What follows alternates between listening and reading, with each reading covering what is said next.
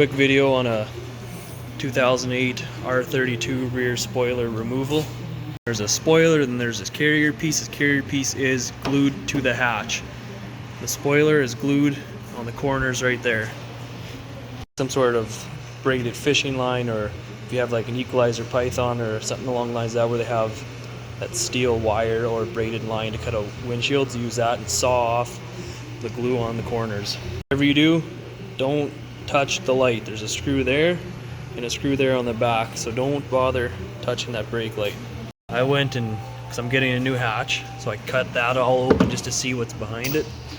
See, new hatch.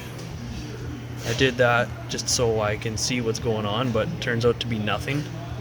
I pry it on there thinking, oh, maybe I gotta pop that, but that's all glued on. Cut the corners out, get your fingers in behind, and just grip it and rip it. It's that simple.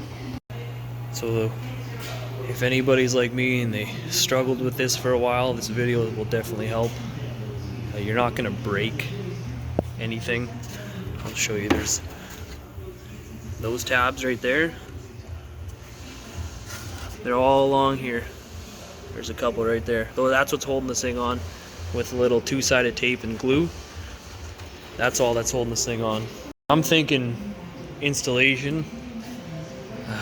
If I can save that, sure. If not, I'm thinking like a two-sided tape along the edges and just stick it back in, and again put some glue in the corners there. Just stick it down onto the new hatch and send it. To me, that makes more sense than this setup, but whatever.